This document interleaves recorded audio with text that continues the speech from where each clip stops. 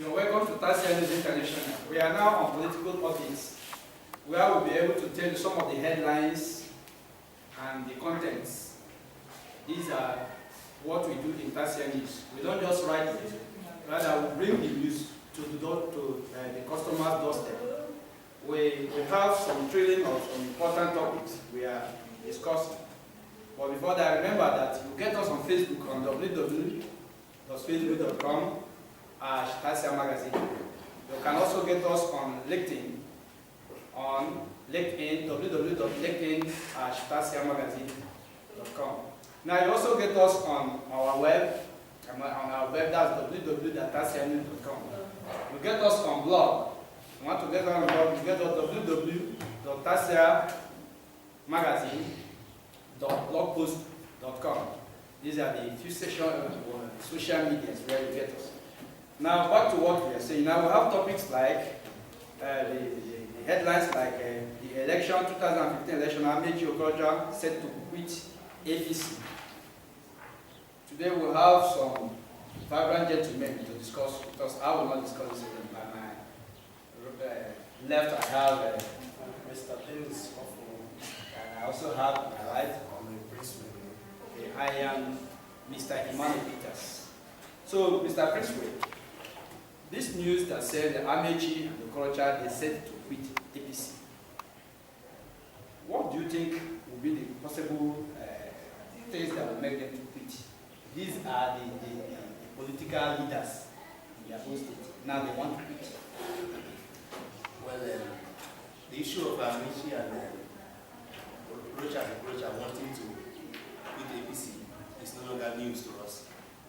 We already know that these fellows were actually politicians who are interested not in the affairs of the state, but their selfish interest. It's in a situation where the platform they are in is no longer going to service their interest. There is bound for them to leave that place. But the implication this will have on APC will be very phenomenal. This I say because they are the leaders, like you noted, in their party. And in fact, for Amechi is the reason why most Rivers persons are joining APC. And so when he leaves, APC will be a broken ship. For Okorocha, he definitely went to APC because he said that he has an Igbo agenda, and that it is only APC that can guarantee Igbo presidency. So, since he has seen that APC does not have any hope in achieving that, I don't see any reason why you should not leave that platform to go to maybe a better party. Okay, there's another, if you read down here, you see that another statement here that said that he himself, being the Okorocha, have the mandate to be the president himself. And now it appears that the ball is no more on his court, because we know from the information going around there that Buhari himself and Tinubu, as you know, being the seat for the presidency and the vice president ticket. So, my brother, how do you really think that he actually was there for the position of the president himself and the presidential ticket?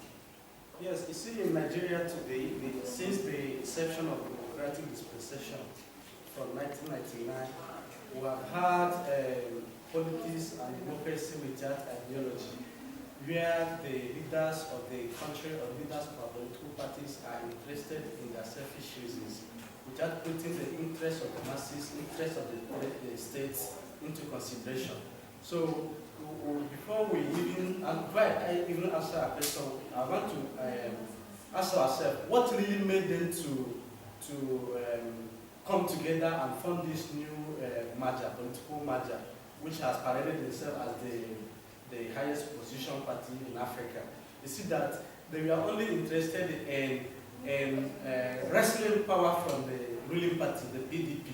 So it just like we have a bed of the same fellow, because of the circumstances we find ourselves, they do not define from onset the individual interest. Their only interest is to wrestle power from PDP. Now they have succeeded in forming the party as is called APC. Now the major challenge is now is who gets the flag bearer to represent the party in next year's election. And as it stands now, it's like the chicken is coming home to rest, everything is becoming clearer. Those of them that have selfish interest, at night it is coming to play at the table, and they are, I think they are no more comfortable with some of the conditions that are being meted out. Let me add to that. I think that by the definition of politics, we know that politics is who gets what, when, and how. Now, Rocha had once contested as a presidential aspirant under PDP, where he failed woefully to late President Umaru Musa Yar'Adua, the party primaries. And so, having failed there, he felt that APC would give him a better platform to achieve his aim. But he forgot to outline these things before joining the party. And I think that is his greatest undoing. Now he has discovered that the situation is not going to favor him because the people in APC, the leaders, are interested in fielding the likes of Buhari, who they are sure will give them more than 12 million votes like they did in 2011, and Tinubu, who is a force in the West. He does not have choice than to leave such party and probably come back to the PDP. I am sure PDP is still interested in him. I think in the case of Okorocha, it's even a problem because you see, the one thing about this defectors, so to speak, is this. Because as soon as they left their political parties, you can see now that the other political heavyweights in the state, you see, also grab the party. Just like what you have in Rivers State now. It will really be a difficult thing for the president, for the government to come back. It's not going to be as easy as it is. But another thing I want us to look at is this. Mr. Forum, is this Muslim ticket. You can see here that Buhari is from Muslim. Tinubu is also from Muslim. How do you see it in the life of Nigerians? Are we going to see this marriage as a good marriage, or is it that some people are now saying that this is another brotherhood, Muslim brotherhood party in Nigeria? Do you see it like that? Okay, you see, the earlier we recognize that Nigeria is a multi-ethnic, multi-religious country, the better for us. You know, in Western nations, in ideal democracy, no, they don't consider religion, they don't consider ethnicity. Wherever anybody comes from, their interest is that whoever that is capable to deliver the dividend of democracy to the masses. But when you come to Nigeria, where every little thing, there is a line of division all across the board, from Sokoto to Bayelsa, from Ondo to Enugu, there is division there and there. So in a situation whereby a party that wants to win election will not put religion into consideration and feed a Muslim, I think that party is heading for a doom, because Nigeria is not right yet to feed to sublime one religion. In this case, we have Christians, we have the Muslim. If they go ahead and feed a Muslim candidature, you see that there is no way, even in the northern part of the country, a true Christian will not vote for anybody that is, any party that is feeding a Muslim president and a Muslim vice president. Why? Because right from the beginning of this, the emergence of APC, the ruling party has blackmailed them that they are Muslim Islamic party, that they want to Islamize Nigeria from the back door. So this is a major task this party has to prove to the masses, that they don't have any hidden agenda to Islamize Nigeria. Then if they go ahead and feed Muslim candidature, that will give credence to the allegation by the ruling party. Thank you very much.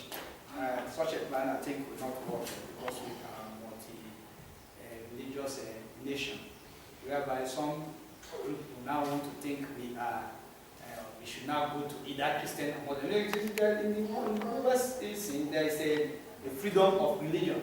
So why do all these things? You put it into consideration. What's something to say, right? If I must say something, Nigeria is known, recognized in the world, in the international community, as as a secular nation, meaning that Nigeria is not an Islamic country, Nigeria is not a Christian country. Therefore, I do not see anything wrong in two Muslims wanting to become both the president and the vice presidential aspirants. We should concentrate our choices based on merit, not on local politics of religious sentiments. These are some of the things that affect our democracy today. Today you have a Christian president and you have a Muslim vice president. What have they done? The Christian president has not been able to stop Boko Haram. Neither is his deputy, the vice, who is a Muslim. So I do not think that we should sacrifice merit on the altar of local politics. If Tinubu is good for the seat, let's give them a try. Who knows where our salvation will come from? And in contrary to what he has said, you see, in politics of Nigeria, most times they don't consider merit. There is nothing wrong in feeding Muslim candidates, as he said, but they are trying to diagnose whether it is possible, whether it can actually give results, whether feeding those two candidates can actually help them to restore power from PDP. Now, you see, in 1993, yes, Moshood Abiola and his running mate, they were all Muslim. But you should understand that in 1993, there was nothing like Boko Haram. There was nothing like all these problems here and there. Nigerians are wiser now. Nigeria is not America, whereby in early 90s we have the senior Bush ruled America, and in early 2000 we have the junior Bush, the same family, the same blood ruling a particular state in interval of 2 decades within that period. But in Nigeria, you see, right from the beginning of this gentleman's administration in 2011, there has been outcry here and there. The northern people, they want power to shift to the north. The southern people, they said no. Since we are the major people that are producing the resources that is keeping this country together, we must hold the power. You see, the southeastern, they are dragging, no, we should leave us to produce the next president. So these are things that will come to play in 2015 election. Thank you very much. Let us, as we run out of time, let us quickly shift to a new topic. This topic is really the type that we have to recognize. Said Jonathan adopts new security measures. As of yesterday, we learned that there are bombing in Nyanya area of Abuja, where about 71 persons are dead. And here the news is saying that it's adopting new measures. What new measure? Do we agree that actually it's adopting new measures? People are not dying. I think that first of all, I will pray that God will accept the souls of those who must go to the land of the great beyond, even when they did not prepare for it. It's quite unfortunate that our security apparatus has failed us, and we have a president who is known to be always coming on air to say his feelings, even though he has not been able to back them with much actions like one would expect. I feel that this government has failed us in terms of security, because given the objective of governance, if you look at the meaning of government and the essence of government, this will safeguard life and property. This government has not been able to do anything in terms of that. So if it's adopting new measures, what measures would that be that he has not tried before?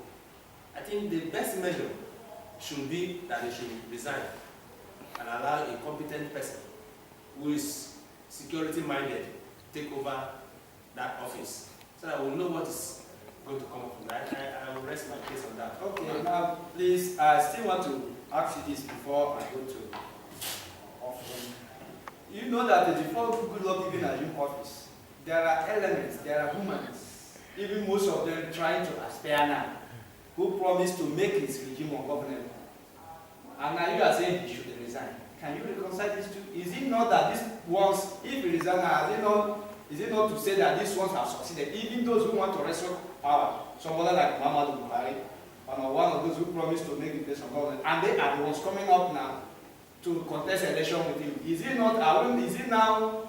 If he go out as you are saying, I do not know if you are accusing the General Muhammadu Buhari, the former military. But it's on record. It's on record. Yes, but I have to be careful. I do not know if you are directly accusing him for all the menace Boko Haram has caused this country. No, this is public. You know, we are speaking to the public now. Now, what we are saying is this: that he made a statement and that if Jonathan win or rule or become the president, that he is going to make the nation ungovernable. And the ungovernable nature is what we are now facing. I think that the statement of Buhari, if he actually made that statement, is based on propaganda. He is trying to. No, but the video is everywhere. What you are saying now is that I want to comment. Okay. If he actually made such a statement, Okay. we have a sitting government and a sitting president. It is on his onus to arrest the person because nobody is above the law in a democratic dispensation.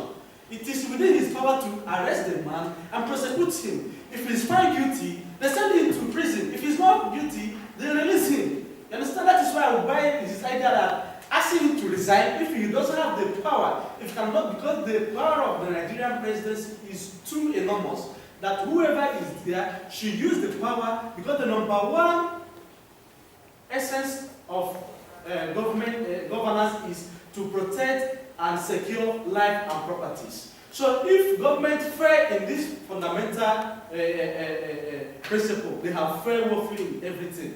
Just yesterday, just like you rightly said, there was a bomb blast. People died.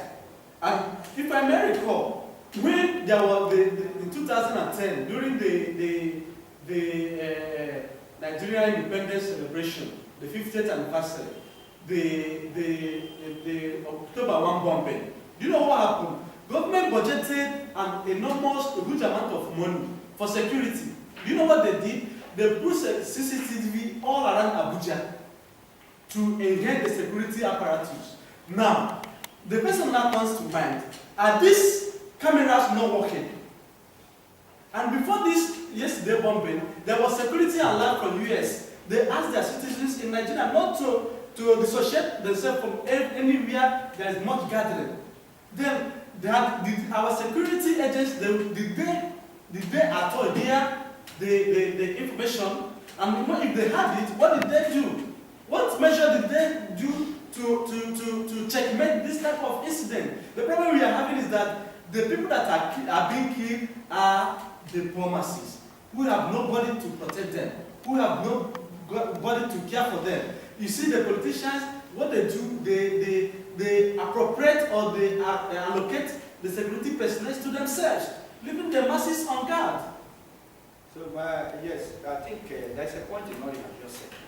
Actually, the president of the nation should do something. The president ought to have been proactive and to take those steps that makes him the president, not romancing issues. There are issues that you need to romance. And there are times to take action and there are times to keep quiet. But, Prince Ray, what do you have to say about the attitude of this Boko Haram, the inhuman, the barbaric attitude, wasting innocent? And because these people, they are human beings with the same flesh and blood we have. I mean, are we saying that it gives them joy each time that they hear that there are bombings here and there? And what do you have to say about the attitude? We are talking about the attitude, the morale. Well, talking about attitude, nobody will be happy to hear that someone is gone. But I feel that it is also a problem. Chino actually said something. He said the problem with Nigeria is a problem of leadership. Because our leaders have failed to rule us rightly. These are our brothers in the north who are now in this dreaded Islamic sect have decided to take the laws into their hands. They, of course, someone whose mind has been polluted can no longer say anything good. That is what I find in these elements. However, I am not trying to justify their actions, and I am sure that their law, if they claim that they are Muslims, the Muslim law do not permit such barbaric killings. But the situation on ground, I think the government has a role to play. Because if the government tries to fine-tune ways, first of all, what led to this? What led to this? Something must lead to something. What led to them deciding to keep? Because I feel that most of them are angry with the government. Yes. The government continues to steal, to cut away our resources, go outside, build refineries, own properties. Meanwhile, most of us are living in abject poverty. And the poverty of the people is what has resulted into these persons taking arms against the government. So the government should wake up and do something before we all die. Thank you very much. Thank you. I think the government, they are also hearing us. They should do something because it's the poor masses of which we are involved. You know, journalists move from here to here, you don't even know.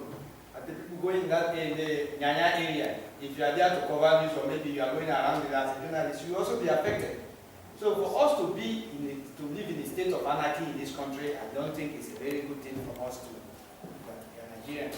So let us take this news that said. Before we leave this issue of Boko Haram, I still want to remind us that when the service chiefs, this new service chief you are swearing, the chief of defense staff, you know what he said? That Boko Haram will be ended in April. And here we are in April. And yesterday they struck again.